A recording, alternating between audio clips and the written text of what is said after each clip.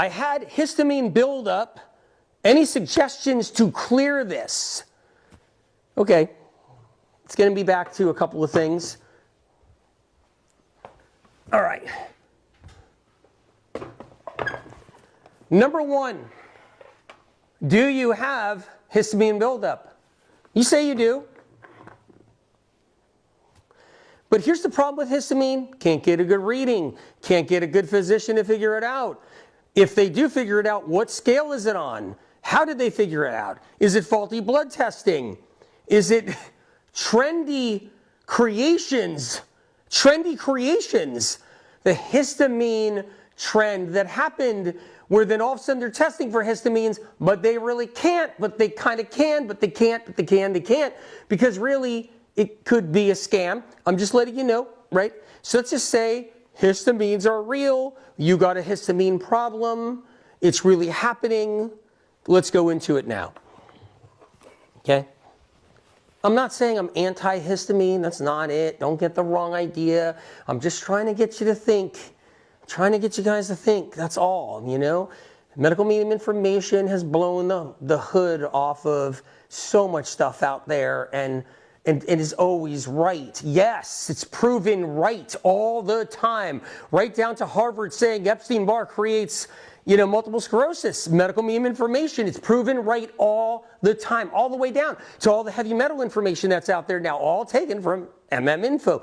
Point is, I'm just trying to get you to think a little bit, and the histamine thing is something to think about. So, okay, you got histamines, they're building up. Any suggestions to clear this?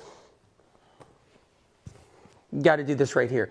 You're not going to get rid of histamines through lymphatic drainage or lymphatic massage, okay? Which was another big trend about 5 or 6 or 7 years ago, and it flatlined. I'm sure a bunch of you guys still get them, but I'm just saying it flatlined. It's like dead turkey. You know that, right? Just like stem cell therapy is dead turkey. Now, peptides is better than stem cell therapy? I thought stem cell therapy was the end-all, be-all cure of all time on the planet, and now it's like, just like bone broth, just like the next trend, but now peptides, because everybody's putting them in front of your face, right? That's how it is. It's all about money and trend and how to make money as fast as you can while the trend's alive. And then the trend dies. They come up with something else. And then it goes into the stem cell basket, goes into the bone broth basket, it goes into whatever basket.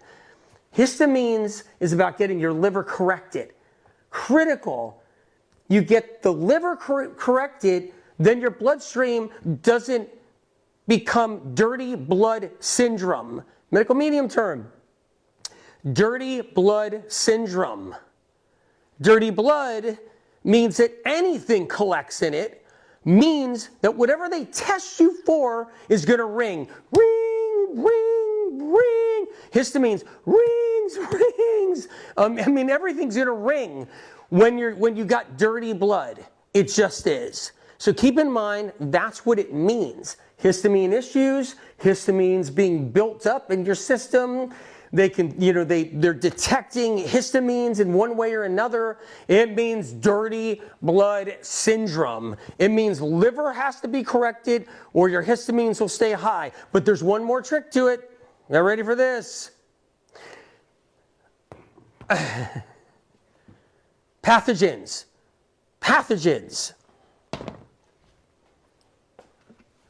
A lot of times, dirty blood gets filled with all kinds of pathogen debris. That's a virus in my hands. Can I get a camera over here in some way?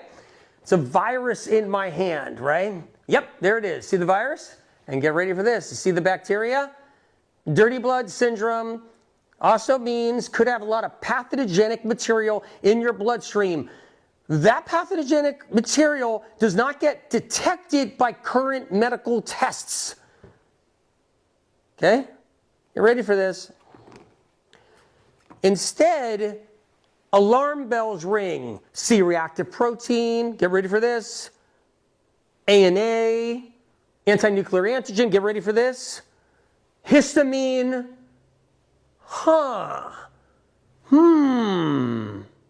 get ready for this.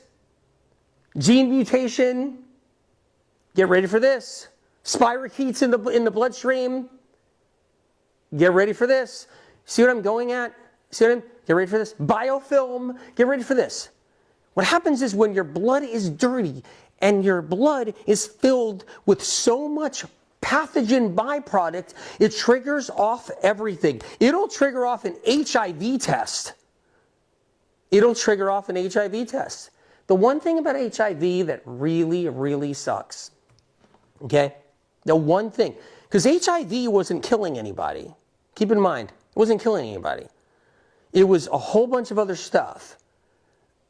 Keep that in mind right there. But the one really crappy thing about HIV is you can get a false reading. You can get a false test. So if you're somebody with 3 or 4 viruses that are wreaking havoc, you're somebody with dirty blood syndrome, and you're somebody with a really stagnant, sluggish liver right here, and you go and you purposely ask for an HIV test, there is a chance you are going to ring the bell with that faulty ass test system that they have. It's going to ring the bell. And now you got HIV when you don't even have HIV. That's how it works. So keep in mind that it falls under so many different things. Pathogens ring off histamine bells. They're pathogen debris because they're not looking for pathogen debris. They don't know anything about pathogen debris.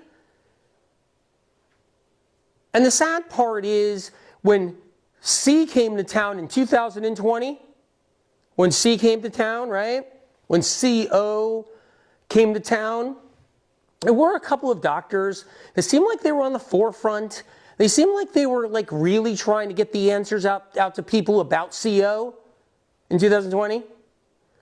And then now they just sell their own supplement brands and they don't even talk about it anymore. They're just out there like big influencers now. It's actually the saddest, stupidest thing. They're not out there trying to find like pathogenic debris, things like that, to understand like histamines rising, to understand, why your C-reactive protein test is off the chart, why this is off the chart, why this is off the chart. They don't even care. Nobody cares. Everybody right now is just like, screw the chronically ill. Who cares what they're suffering or dealing with?